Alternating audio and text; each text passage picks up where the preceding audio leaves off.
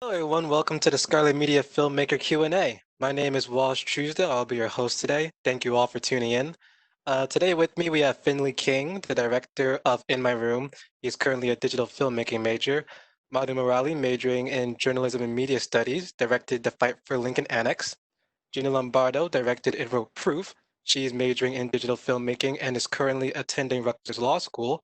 Christopher Rodriguez, the director and writer of Last Stop, majoring in digital filmmaking. And last but not least, Megan Dodson is majoring in digital filmmaking and she directed Living Hope. Uh, all the directors, thank you for coming here today. You guys made wonderful films. I'm going to start off with a few questions myself, and then we'll take some questions from the audience. So first, I wanted to ask you guys, wonderful films. What were some of the challenges you guys had while filming during quarantine? And for those of you who started filming before quarantine, some of the things you had to go through with that. So I was doing a documentary for my program before quarantine hit, and I had filmed like 2 or 3 days. But once quarantine hit, I lost access to my subject because they live on like the other side of New Jersey. So I was like, "Well, frig, what am I gonna do?" And right around that time, my brother, he was having like chest pain, so he went to the hospital, and turns out he just had like muscle spasms or something. But then he had to self quarantine for 2 weeks, and I was like, oh my gosh, this is perfect. I only have to film 2 weeks and I'll have like a full narrative. um so it was kind of like a definitely not a blessing in disguise, because I think that would be rude to say, but definitely um making a casserole with what's left in the pantry, I would say. Nice, nice. Megan, how about you? Yeah, so I thankfully I did majority of my filming before quarantine, so I did have a lot of footage. But since I was doing a observational documentary, I had to go back, and I went during the beginning of quarantine, so I had to make sure I disinfected all my gear and kept my distance, and it really Right. changed the way I thought about my shots, and like maintaining distance from everyone really changed how I filmed. Nice, nice. Gina, how about you? Um, I really struggled actually finding a location for my film because all the locations I had access to, they looked like college dorms or they looked like a college apartment, and I wanted my film to feel like more in real life and not in college life. Right. But randomly, my sister's friend who lives near New Brunswick, she was going out of town to see her sister the exact weekend that I wanted to film. So it just turned out so well and it fell into our laps perfectly. So that really helped us in the making of my film. Nice, nice. Great coincidence there. Yeah. Madi, how about you? I think you can probably tell from like the varied types of footage in my film that it was really a combination of things before and after quarantine. So, Right. like the protest footage that I had in the film was from a protest that happened before everything shut down. But then I realized that I wanted to conduct interviews, and when I first decided to do this project, I had all of these ideas for how I would like film people getting ready for school inside their houses and like set up the lighting and everything really nicely for people like for interviews, but I didn't have the opportunity to do that because I had to do all of my interviews over Zoom or over, Right. which was like a very new experience. I didn't have the type of control that I would have wanted to have. Like, if you're the filmmaker in the space, you can set up the background, the lighting, everything, the shot, the angle, everything the way you want it. But if it's like over a video call, you kind of have to instruct the interviewees Right. Really relying on them. for themselves, and like they don't know how to do that a lot of times. And so I would say that in some ways it wasn't exactly what I expected, but I definitely learned a lot. And I think that the piece still came together well despite all of those things not going exactly according to plan. I definitely agree with you. It was a very nice film. I And appreciate it. Chris, how about you? Yeah, so my film was actually made last year. It was my thesis film for my BFA program, and Okay. yeah, so thankfully no quarantine troubles there. But I guess I would say the biggest challenge for me was kind of piecing the story together because I actually didn't have a script for that film. It was just more so a bunch of images that would come to mind, and then a general emotion and feeling that I wanted to get across. And so just having those images pieced together at some point, I guess, was the most challenging part for me. Nice, nice. Still came together great. Thank Kind you. of on that point for our narrative films here, Chris and Gina, I wanted to ask you guys, what was the brainstorming process that you guys had, and kind of what inspired you guys to go with those narratives to tell? Chris, how about you start since you're just talking about your film? Yeah, sure. So, I guess I would say nearing my graduation, like I said, that was for my thesis. Nearing my graduation, one just gets a general sense of, what that next chapter in life, so to speak, and, what that would definitely lead into. And you start to think about your future and whatnot. And in that same sense, kind of learning to appreciate what's around you and not being too anxious about the future. So in that case, like learning to appreciate my family and whatnot, and also, enjoying the time that I can spend with them and kind of going with that feeling because in a way I kind of thought about what I might feel like if I were to lose, say, my parents, and then kind of going along that lines. I think that's kind of a emotion a lot of people can empathize with. Right. And also I remember at the time reading a lot about the opioid epidemic that was going on, and kind of being surprised at the idea that there was usually when you talk to someone about a heroin addict, there's a general picture that may come to mind. Usually it might be someone who's homeless or something like that. But in reality, there's also, during this epidemic, a lot of young people who are overdosing as well. And it's, pretty tragic. You kind of see it on the news a Yeah. lot. And so in that case, kind of melding those two things together, those two feelings, because also kind of with Megan's film, as you can see, sometimes with addicts, there's this sense of remorse that ends up coming up often with them, which is tragic in its own right too. So kind of just playing off all those ideas and emotions and thinking of a film that can combine that sense of um, say your life was flashing before your eyes, so to speak, what that might be like for a person who's addicted, and hopefully, why they might be regretful in their memories rather than joyful. And Right. sometimes the two are very intertwined, the feelings. Yeah, exactly. I think you got that across very well in your film too, though, like kind of Thank you. intermingling of those two pretty complicated feelings. Yeah, And Gina, especially with heroin, which is supposed to apparently be a drug that's like the best feeling in the world. So to combine those exactly. two emotions, yeah. Gina, how about you? How was the brainstorming process for your film? Well, first of all, strong female characters, number one.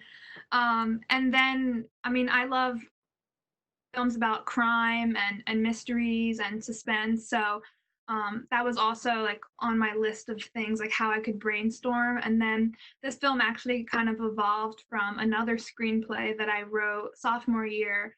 Uh, Okay. so it kind of like snowballed into this film, and it really took shape through the fall semester when our professor Danielle like helped us brainstorm and really work through what we want and what we want our characters to want and what we want our audience to feel from them and how we want the viewer to feel in that moment. So that really helped me get my film to a place where I felt super confident in it and super comfortable in my characters. Yeah, great. I also felt a lot of tension in your film I was watching, so I think you did a really good job with that too. Oh, thank you. Yeah, no problem. So moving on for our documentary people, Finley, Megan, and Madhu, I want to ask you guys what inspired you to go with the topics you chose for your documentaries. It was a pretty wide array of things, all of them interesting. So I wanted to see what spoke to you guys about your subjects. Madhu, how about you start? Yeah, sure. So actually, my film was a project that I created as part of my investigative reporting class because I'm Okay. a media studies major. So it was part of like a class project for doing like an investigation on like a local news issue. And so my professor had told me, had told the class about this issue of the like biggest hospital chain in New Jersey, which all of us know pretty well. Robert Wood Johnson was trying to take a public school, and like immediately this subject matter was just really interesting to me. So I started looking into it, and I found that there was a lot of written coverage of it, like news articles and stuff. But I was wondering what it would be like to create this story in a video format, because a lot of people, I feel like people get a lot of information through video nowadays, and Most definitely. saw a lot of potential to make a film out of everything that was happening. The more I dug into it, the more I found. And actually, I'm continuing to work on it even now. And the story is still developing. They're still trying to take the school. So it's definitely been an interesting project. And I just felt like I could offer whatever skills I had to help bring awareness to this issue. And so in my journalistic pursuits, I kind of ended up making a film, and I really liked the intersection of those two topics, and so that's kind of how I ended up doing it. Yeah, I definitely agreed. It was a great project to hear about and one I hope you continue to hear about after this. Finley, how about you? What inspired you to go choose your brother, really, for your documentary? Well, I knew I had to make a documentary about something, and like I said, my brother was his unique situation of having to quarantine within the first 2 weeks. At first I was like, oh, that sucks. Like, he's gonna be he's gonna be so lonely for 2 weeks. But then one of my professors that Megan and I had was like, he has kind of like a British dialect. He's like, you should be filming everything, everything you should be filming right now. This is never gonna happen again. So I was like, oh, okay. I don't really know. My family's kind of boring. But then once this unique situation came up, I was like, oh, this is it. This is the one. Nice, nice. And let's say, Megan, how about you? How did you choose your topic?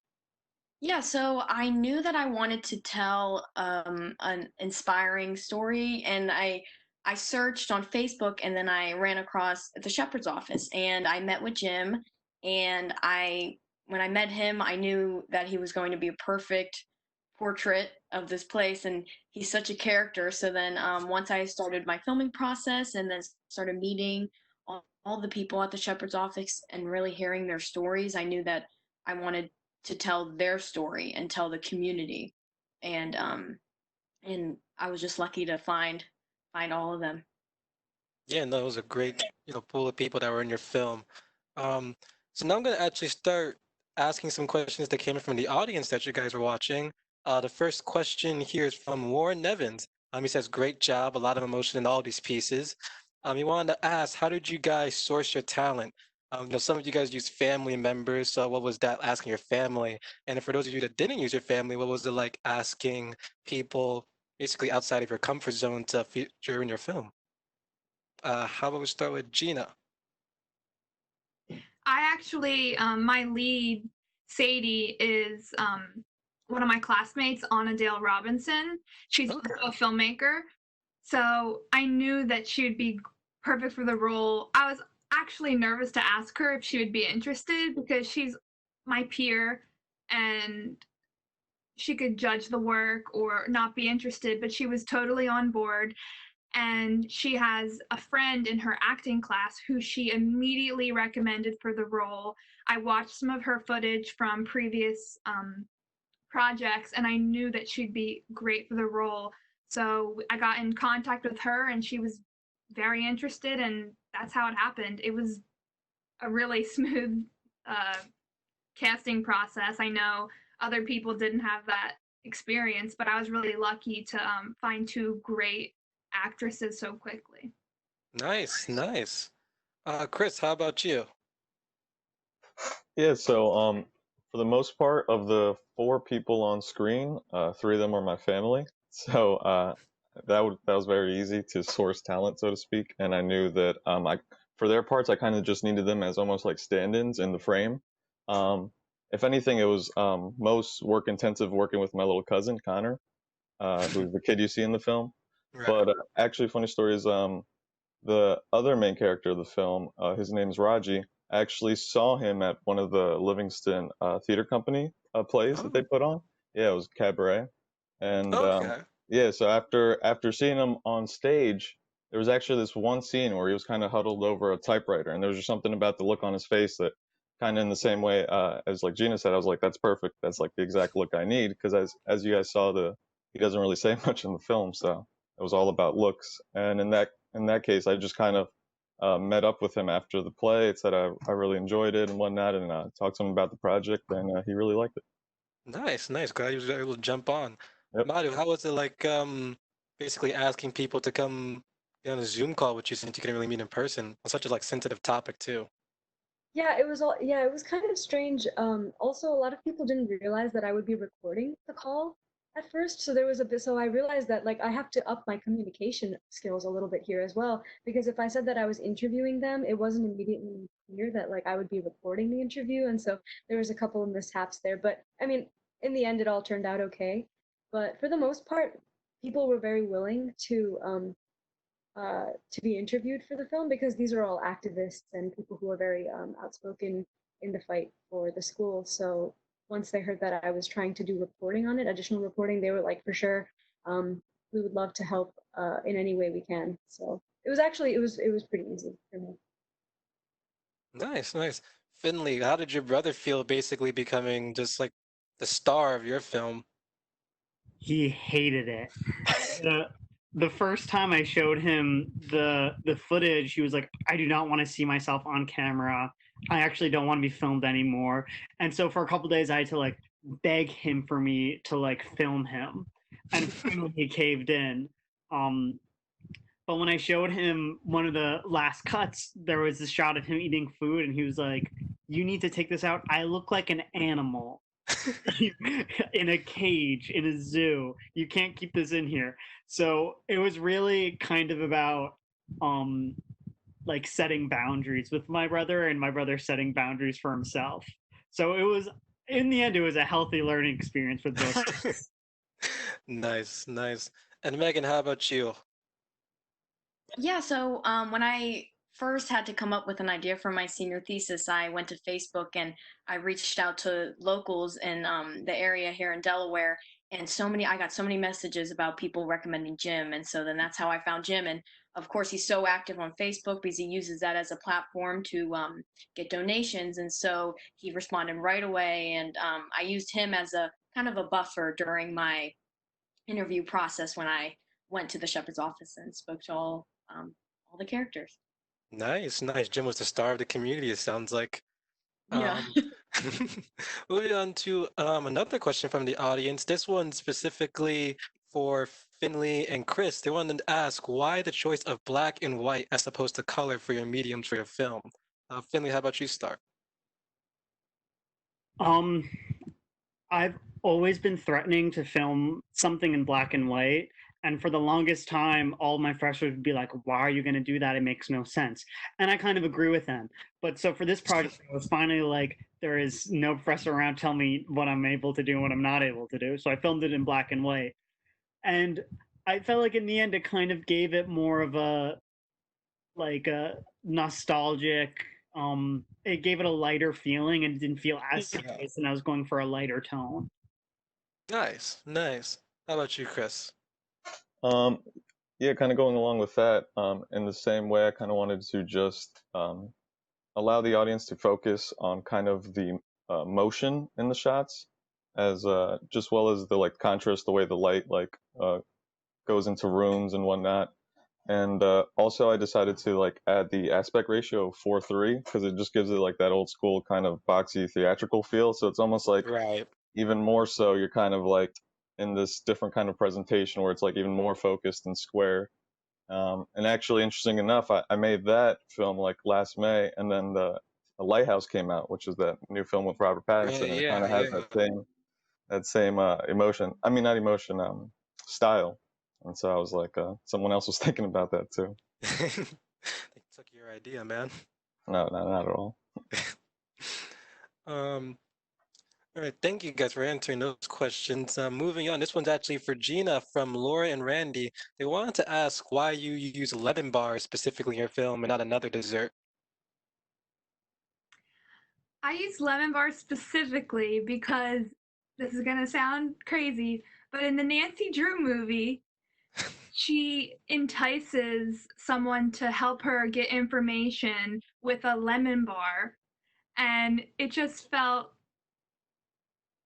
right to use that in my film because Nancy Drew is iconic Emma Roberts as Absolutely. Drew. I don't know if you saw it, but if you haven't seen it, watch it. And it just lemon bars are nostalgic and they're more specific than chocolate chip cookies. Right. So I really thought it had to be something very specific and with like an underlying meaning to me. So No, that was cool. That just made the film even better for me. I love Nancy Drew. Um, Moving on from Megan, this one's from Justin. They wanted to know, was it challenging to get permission to record your participants for your movie?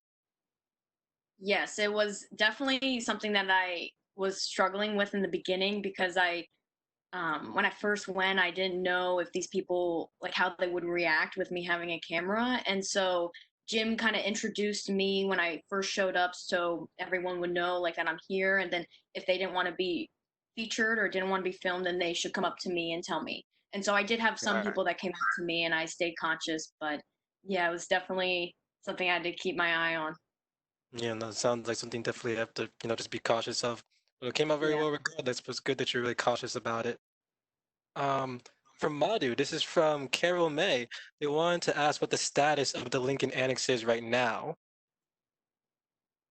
Yeah, that's a good question. So, the community is continuing to fight back and speak out at public meetings and do whatever we can to try to slow down the process at the very least, if not stop it altogether. We've actually the coalition has actually filed some lawsuits and legal complaints against a couple of these public boards, and we're in the process of litigation and appealing some decisions and stuff like that. So it is definitely still continuing. It still sounds super active. Everyone should keep it in mind as we're going about during all this quarantine and stuff. A lot of stuff can go under the radar, so it's good to have films like this just keeping everyone aware of what's going on. We're going to the next question. This one's for everyone. From Mike Rains, despite all the planning, did the scope of anyone's film change a lot mid-production? Uh, Megan, how would you start with this if you can? Because I know quarantine might have changed it a lot mid-production. Yeah, it actually for my film it did change it completely because I wanted to find a character within the shepherd's office and kind of focus on them and make them the main character Right. and have more access like how Jim gave me so much access. And then when the coronavirus hit and I had to completely change my plan and make my film more of a portrait of the community because I wasn't able to get that access to an individual. And Right. so I am still in the process of making my film. So I'm not sure if I will keep it as this or continue with my previous plan. Because I don't think you can go wrong with either way from how that last one went, but makes sense. But anyone else, did you guys have anything change a lot mid-production? Um, Madhu, I know yours changed a lot with having to go from in-person calls, in-person interviews to Zoom meetings. Yeah, so like I had mentioned before, it was just a lot of my initial plans and like visions for how I wanted the film to look changed a lot, especially in terms of like the quality, I think, of some of the video that I captured was definitely not at the level that I would have wanted, especially with the interviews. But again, kind of like what Finley said, you make casserole from what's left in the fridge, and so uh, I just kind of tried to make the best of what I had. Um, and especially once COVID-19 hit, to kind of answer the previous question as well, um, we were really surprised to see that they were continuing to push forward a cancer center while there was a pandemic, a viral pandemic going on. Like Right, you would think that right. perhaps an issue that can affect far more people would be of a higher uh, importance to a hospital chain, but it seems that they are continuing to push it through even now, despite the pandemic. And so, um, I would highly encourage everyone to continue to follow this issue as much as you can. And Absolutely. sure. How about Gina? Did any of your projects change a lot mid-production? No, everything pretty much went as planned. I was intending to shoot a final scene where both characters are alone and processing what just happened, but I didn't have access to the actresses because of COVID. But I think it turned out for the best. Um, it just the film seems finished right about now. So Yeah, definitely, definitely. Chris, how about you? Yeah, so funny story. I actually wanted to have like this whole funeral scene in the beginning of my film originally, but I was running out of time and money. So instead, I remember one of my favorite filmmakers, Robert Bresson, he's a French filmmaker. He said if you can replace an image with the sound, so just go with the sound. And in that sense, Okay. rather than having to do the whole funeral and whatnot, I just worked my way around it with just having the beep of the hospital bed and this voiceover over these images, which you can just assume is their last conversation. And then he's at the graveyard, so I think in that way you can just fast forward all that. Nice. Great work around there, then. Great Like, advice. And Finley, how about you? Well, I think in more of a like literal sense, I didn't know I was going to be able to film outside with my brother, Okay. just because he was stuck in his room for so long, and I actually am a liar. Final scene, where he's outdoors actually took place 7 days into his 2 week quarantine, because he thought he could leave after 7 days, but then he read like a article that said it actually has to be 14 days, so then he stayed inside. But I edited it to make it look like that was actually at the end of 2 weeks. Nice, nice. I Yeah. mean, you got me by surprise, but very nice touch there. Um, Moving to the next question. Randy wanted to ask, what's next for everyone? Any of you have, wanting to, I know Megan, you're, continue to work on your project still, and did the rest of you have any other projects you want to continue on with this current one or just one that's on the line? Megan, how about you start since you're still working through yours? Yeah, so I think I am still in the editing process of my film, and I think I do want to go back and film more. So I'm still going to be working on my senior thesis. Nice, nice. Gina, how about you? I'm hoping to submit this film to festivals. I don't know if there are any festivals currently. Maybe there's virtual, or maybe in 2021 I'll just wait and submit the film then.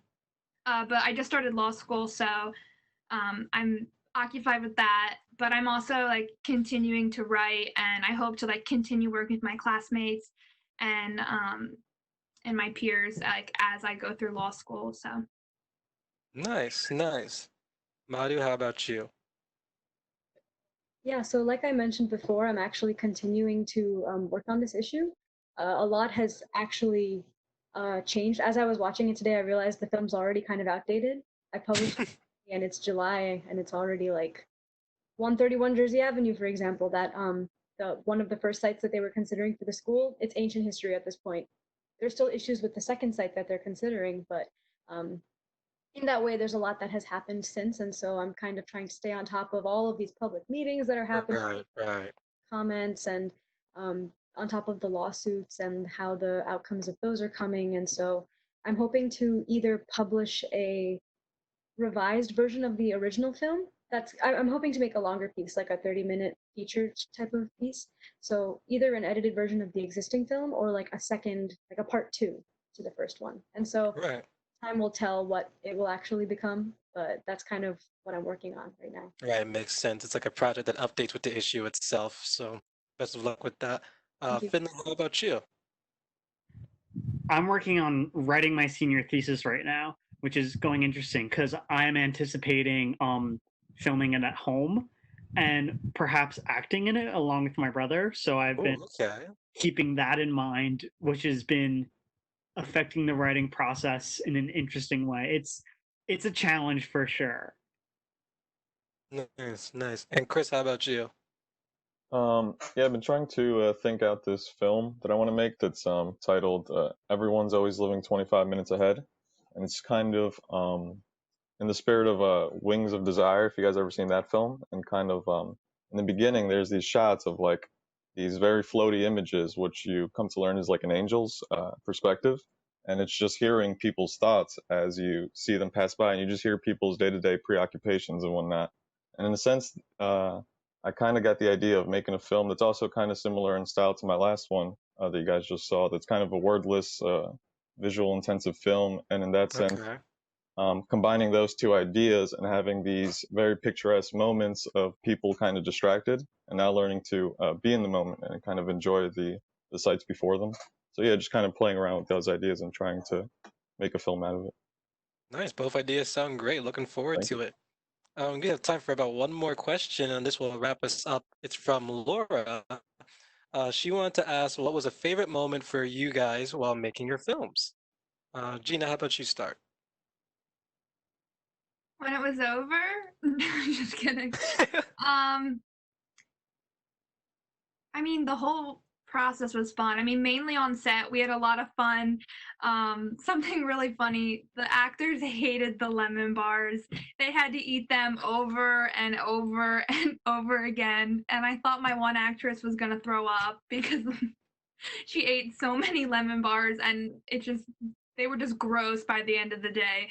So that's a funny memory because whenever I rewatch the film and I see the lemon bars, I automatically like feel bad for choosing that dessert and not just picking like chocolate chip cookies. Really too much of a good thing. Megan, how about you? Yeah, I had a great filming experience. I don't have one specific moment, but I think overall, just like hearing all the people that were featured in my film, their stories, and like a lot of them were so touching, and I think that was definitely like my favorite part, really learning about these people and seeing it firsthand what they were going through. Nice, nice. Finley, how about you? Favorite moment for your filming? I think my favorite moment was I set up the scene where my brother is wearing a wig. So I was just like giving him directions. Like I was like, okay, now shake your head, do a little dance, and it was really fun seeing him perform. Nice, nice. Chris, how about you? Yeah, almost in a very similar sense. And at the time, it was very frustrating, but looking back at it now, it's kind of funny and why it's my favorite. Working with my little cousin, because in that same sense, I just had to give him a lot of physical cues, and sometimes it'd be a lot. Like you had to walk from here to there, and then turn your head this way. Try to do it slow this time, and then sometimes, Right, right. getting him to do something 7 times, he would just get mad and refuse to do it anymore. So I had to like haggle with him. I'll be like, "I'll buy you this game after. Come on, just do more shots." So that's very funny looking back. Nice, nice. And Madhu, how about you? Favorite moment while you were filming and preparing for this project? My favorite moment while filming, I remember while I was there, I was like in shock. If you guys remember from the like scene kind of in the middle towards the end where they were at the Board of Education meeting and Charlie Right. Crouch was trying to speak and everyone was like booing and like telling the board to answer his question and just like the public outcry, the fact that I was there filming that whole thing happening, I was in shock. I was like, this can't be real, this can't be happening, oh my Right, goodness. really powerful moment. It just felt like that definitely had to make it in the film somehow. And so I was really that was actually I think a very revelatory moment for me as well. And just as like a journalist and a filmmaker, it was just a very important thing that I got to be there for that. Of course, I would prefer if we wouldn't have had to do any of this and that I wouldn't have had Right, to right. film. But since this is happening, here I am, and that's kind of how I've been approaching it. Exactly. It's a good thing that you're there. Always got to get this kind of thing out to the public. Um, well, that was all of our questions. We're about out of time, so I wanted to thank all the directors here for showing off their great films and for participating in the Q&A. And thank you for the audience for tuning in with us during this quarantine time and all the wonderful questions. I hope everyone stays safe and had a good time, and see you next time. Bye.